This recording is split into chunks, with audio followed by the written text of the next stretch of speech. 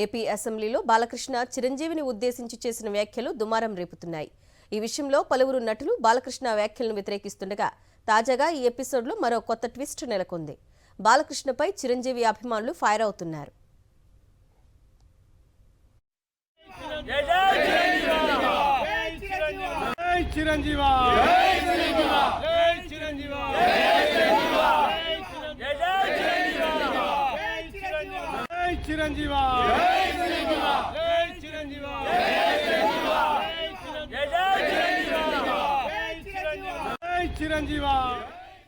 హైదరాబాద్లో సమావేశమైన మెగా అభిమానులు బాలకృష్ణపై జూబ్లీహిల్స్ పిఎస్లో ఫిర్యాదు చేయాలని నిర్ణయించారు.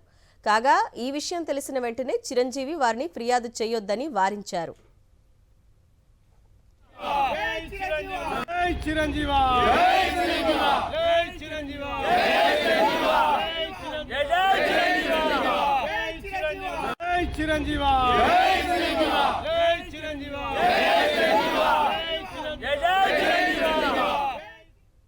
అయితే చిరంజీవి పిలుపుతో ప్రస్తుతానికి ఆగాల్సి వచ్చిందంటున్న అభిమానులు తమ పోరాటం మాత్రం ఆగదని చిరంజీవి ఫ్యాన్స్ స్పష్టం చేశారు.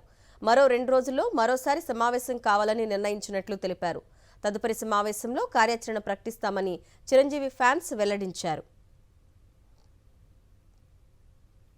ఇటీవల ఏపీ అసెంబ్లీలో బీజేపీ ఎమ్మెల్యే కామినేని శ్రీనివాసరావు చేసిన కామెంట్స్తో మొదలైన కాక ఇప్పుడు ఇద్దరు అగ్ర కథానాయకుల మధ్య వివాదం ముదిరేదాకా వచ్చింది. అయితే కామినేని వ్యాఖ్యలతో విభేదించిన బాలకృష్ణ చాలా సీరియస్ అయ్యారు.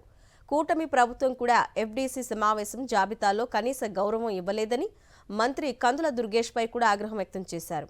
అదే సమయంలో బాలకృష్ణ వ్యాఖ్యలపై చిరంజీవి స్పందించి ఆయన వ్యాఖ్యలను తప్పుపట్టారు. దీంతో ఇద్దరు అగ్రనటుల మధ్య వార్ పతాక స్థాయికి చేరింది. మెగా అభిమానులు ప్రత్యేక సమావేశం నిర్వహించి కీలక నిర్ణయం తీసుకోవటం చర్చనీయాంశంగా మారింది. ఈ విషయాన్ని ఇంతటితో వదిలేయాలని చిరంజీవి భావిస్తున్నా అభిమానులు మాత్రం ఆగేలా లేరని స్పష్టమవుతోంది.